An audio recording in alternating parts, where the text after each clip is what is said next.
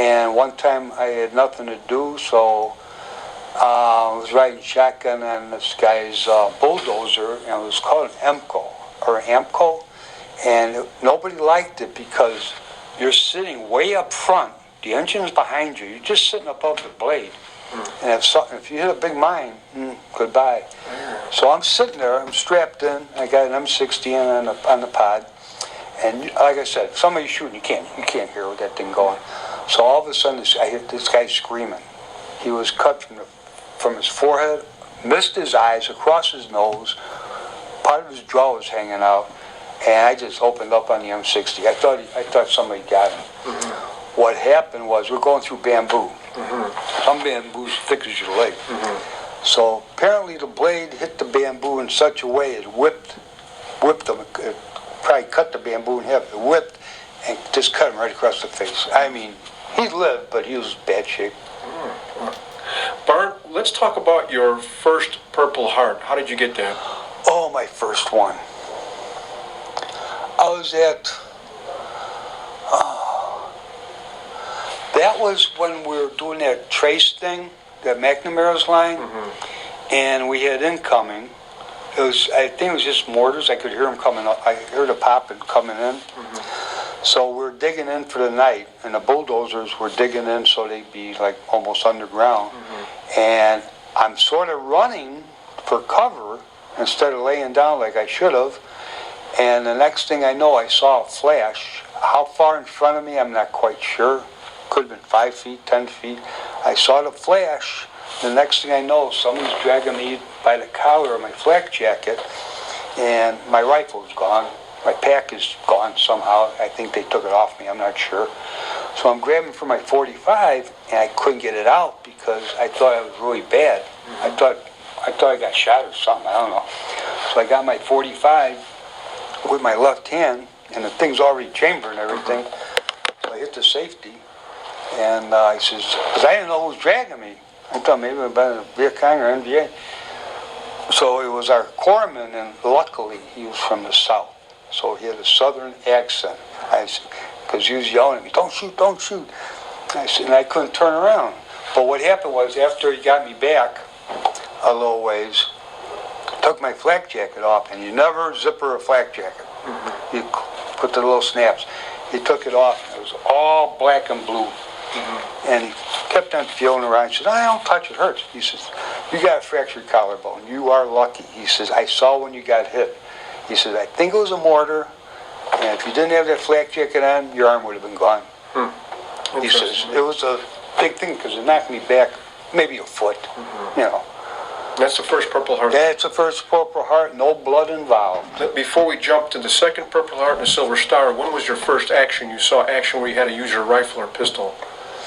The first action, which I never saw anybody, was when I was riding shotgun in a bulldozer, and I let loose with the M60, but I never saw it. How long you had been in Vietnam already now? Almost 2 months. Oh, so 2 months and then you saw your first action. Yeah. Okay. I see. And when I say first action, that was your first action. Did you see other people in firefights before that time? No. No, so that was your first time. Okay. Yeah. And so that was your first action. While we talked about your first Purple Heart, let's talk about did the Silver Star come before the second Purple Heart or after the second Purple Heart? During. Okay, let's talk about that. All the Silver Star and the second Purple Heart. How did that happen? This was in May. I could have sworn it was May 12th.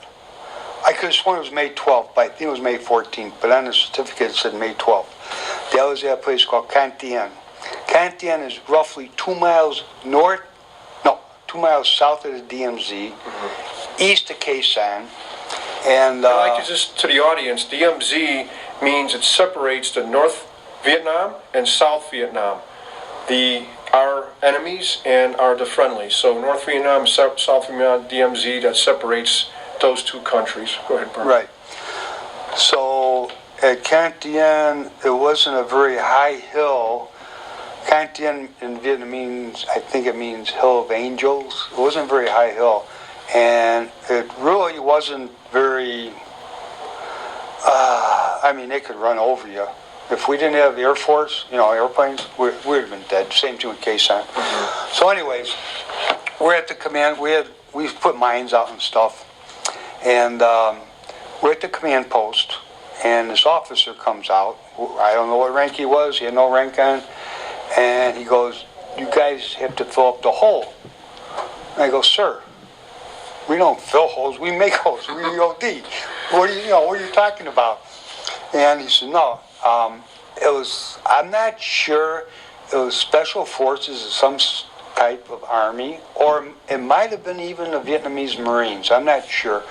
They were at the far east of Cantienda base, where usually the dust off the medevac helicopters came in.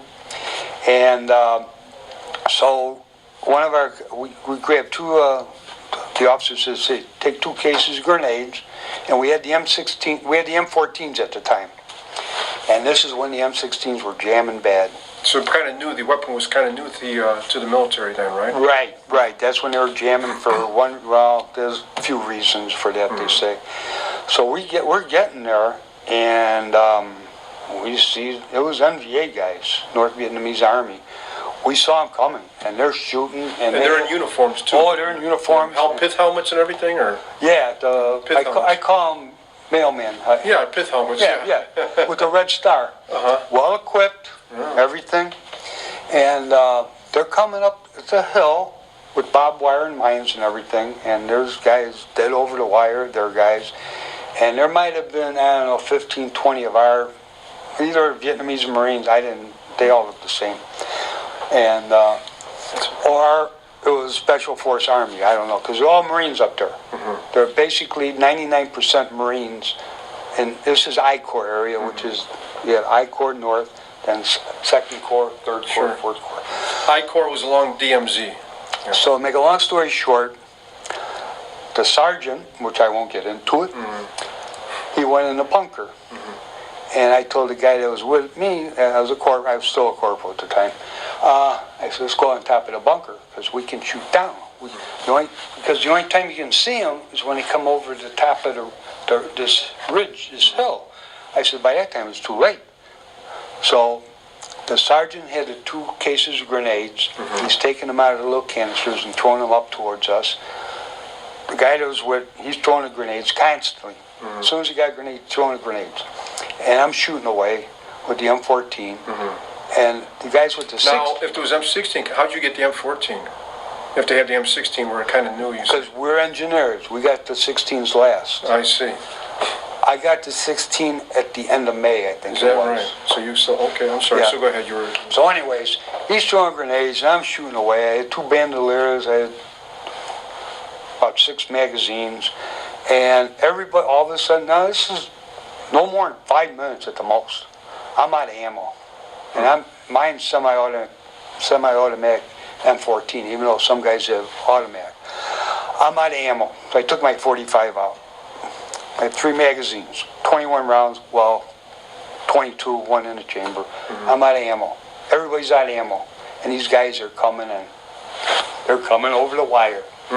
So I got the M14, I put my bandit on, and I tell you, up until maybe, 10, 12, 15 years ago, I couldn't remember nothing. So what happened was, we were told, this officer's watching through binoculars what's going on, and U.S. officer. Yeah, our guy in the command post. And I guess after it was basically almost over, we had reinforcements that came. So anyways, I'm using the bayonet and the rifle. I swung the rifle after the bayonet broke. And it's a pretty strong bayonet, but I swung the rifle. The butt of the rifle broke, so that was gone. And supposedly this officer told me, then I took my 45 out again. I'm hitting the guys with the 45. Then my helmet fell off somewhere, so I grabbed the helmet. I'm beating the guys with the helmet. That's gone. So now I'm beating everybody's doing this stuff, not just me. Not just all me. the Marines are trying to survive. They're trying to survive, right? Whether I was the first guy to jump into it, I have no idea. But then I'm doing with the fists and stuff, and we're kicking whatever it takes. And I think I had my K-bar, and that thing was gone too. So to make a long story short, it was after we got reinforcements all over. So we're walking back to the command post. I was covered almost to my ankles to the top of my head with blood, and 99% was not mine. So, make a long story short, we go in the bunker. He says, "I want your names, ranks, and serial number in your outfit." And the way he said it, I thought we did something wrong. So I said, "Sir, I can't write. My hands are all broke. The things are sticking out and everything." So he said, "Okay, well, have one of you guys write for it." I says, "We're in trouble." He says, "No, you're not in trouble." He says, "You killed this many, you killed this," and I won't get into that, but anyways. So he says, "I'll get a corpsman over here to give you morphine." I said, "I don't know. I don't want nothing." He says, "You want something to drink?" I go, "Yeah, you have scotch?" He goes, "How old are you?" I said, "I'm 18. You like?" I said, "Yeah, I like scotch." So I'm trying to get my canteen out, to get my canteen cup, but I couldn't do it. So he got it out for me, put it down. He says, "Say one." Because your hands were damaged. Oh, they're messed up bad. No, even some fingers were broke. So I said, "Fill it to the top." Now, canteen cup. But half a quart. Yeah. So I took it very gingerly with my two hands, and I downed it. I felt no pain. But you gotta remember, the adrenaline was flowing so much, you didn't feel nothing when something was happening. You were like a Superman. If you were strong, you were twice as strong. So these guys, when you guys were having this fight, what happened? You guys, did they finally retreat or just kill them all? Or does anybody ever survive or I leave? think they gave up on that area. Yeah, and they just took off. They went back. The rest of the survivors got out of there, left back down the hill. Because all the landmines were blown up, and the guys that were there set off the Claymore mines, which is above ground mine kind of. They set them off with a remote clicker thing, and it was. I wish they had a movie of that. That would be interesting. Right. Okay, so you were given a Purple Heart for that too. So I got Purple Heart, and the guy says, "I'm writing all you guys, all you ELD guys who don't fill holes, you make holes." I remember him saying that. He said, "We're writing you up for a medal." I go, "Okay, fine." So anyways, then they put the tag on me, and they flew me back, medevaced me back to Dang Ha. And the guy looked at my hands. He says, "You know what? We're going to fly you to Fubai because we have orthopedic specialists there." That's another story. Should I get into that now? Yeah, go ahead. Okay. When I worked for Alpha Bacon Company in Chicago, I had rotator cuff problems. So they sent me to immediate care, and that was another story. The immediate care couldn't do it, so he sent me to an orthopedic guy in Oak Park. His name is Boone Brackett, Dr. Boone Brackett. So I go there, they take an x-ray. So he comes in, they say, "Take your paper gown off, let me look at it." So he sees my two tattoos, which I got one in Hong Kong. I got one in Hong Kong and one in Bangkok. Which one's which, I don't know. So now this is got to be about 20 years ago maybe, or 25 years ago, the rotator cuff. So he's looking at me, and I'm looking at him. I go, "Man, he looks familiar, but I can't place him." Now, he's older than me at that time. So he says, "I remember you. You had a fractured collarbone." He says, "I was at Dang Ha at the time, and then they put me in Fubai because they needed a specialist over there for orthopedic guy. And you had two broken hands." I said, "I knew you from someplace." He says, "When I saw the tattoos and I looked at you," he says, "you haven't changed at all." I says, "What a story that is." Was he a corpsman then, or? No, he was a doctor. He was a doctor for the Navy. Navy doctor. Navy doctor. Yeah. Interesting. Okay, Barnes. So they flew you. You went to all the treatment. Where in Vietnam did he fly you to get this treatment? Fubai. Okay, so after you were healed up, how many weeks was that? Oh, that was about 8 weeks. Good. 8 weeks. So you were 8 weeks up in a hospital. No. They flew me back to Dang Ha after they did the surgery and whatever they did. Dang Ha. And then I was like in casts. In casts for how long? 8 weeks. About 8 weeks. And what were you doing during that 8 Nothing. weeks? No training? No training. We had, I call them college refrigerators, the little short ones. In our hooch, we had two refrigerators underneath the floor. Yeah. Always filled with beer and stuff. Okay, so that's what you're doing for days. Oh yeah. And so was there? What was the entertainment there? We had one person come in. We had Little Joe Cartwright. I don't know his real name. Oh, yeah, Joe Cartwright. That's yeah, I know the actor that played. Yeah. Yeah. Little House on the Prairie. Yeah. We had his sister and his father in our little theater type deal, outside thing, where it was a mass thing and a theater thing and a movie theater, little tiny thing. So she was the first woman with a miniskirt, and this miniskirt was a miniskirt. And she sang great, and he was a comedian. And that was about it. And I used to go to I used to have to walk to the PX, and I used to get not in trouble, but officers go, "You don't salute me?" I said, "Well, the perimeter is about 200 yards away. There's a sniper out there. You know, they know enlisted salute first and officers salute second. If you want to get popped." He said, "Oh, okay. And you got a 45 on you?" "Yep." "Is it loaded?" I go, "Oh, yeah." He says, "You're not supposed to have it loaded in compound." I said, "Well, it's loaded." I said, "All I got to do is take the safety off, pull the trigger." I said, "I didn't want to carry a rifle around."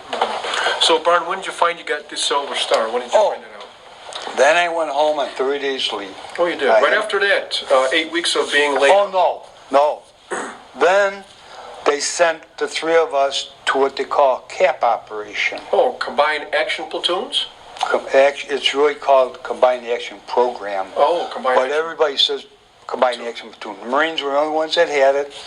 And it was at Quezon Village, was about, I'm guessing, 2 miles south of Quezon Combat Base.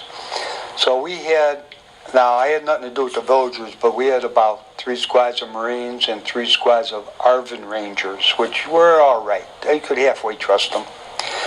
And they would teach the villagers how to shoot and stuff. And we had barbed wire, mines galore. And at nighttime, all the weapons were taken away from them. And if something happened, they would pass them out, whatever. So this was 3 days, I think, after Quezon Combat Base got hit. And we're getting hit, and like I said, there was like, I'm going to just say 60, 70 of us military type people. And supposedly what we found out, we got hit with like 2,000 NBA. And we're trying to hold them off. So the next day, we had to get out of there.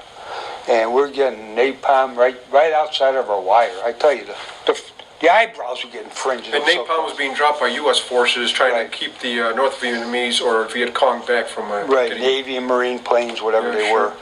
And our gunships were actually Hueys with 30 calibers, M60s either side. So then we got evacuated. I don't know where the villagers went. I don't know where the Arvins went. I don't know where the Marines went. But they took the 3 of us to Quezon Combat Base because they wanted some more EOD guys up there, even though they had some. So we got there, and they're getting hit, with no exaggeration whatsoever, between 1,000 and maybe 1,500 rounds per day of artillery, rockets, and mortars. And because back then the base was surrounded by North Vietnamese troops, right? Right, and we're in a valley, which is not a good thing to be in. And we had a good airstrip, and at times they couldn't even land anymore for our supplies, so they had to airlift them or they threw them out while they're still moving and stuff. And that was, I think, that was after the garbage dump actually got hit, our main garbage dump, and it was popping off for about 3 days, I think. And then our secondary got hit, and they kept on bringing more ammo in and stuff. And then the guy goes, they got all the EOD guys together, and they says, "You got to clear up the ammo dump." I said, "I ain't touching it. I'll blow it up in place." They wanted to take, this stuff could pop at any time. I said, "I ain't going in there." They didn't do nothing to me. Yeah, right. So, okay, so you're in Quezon.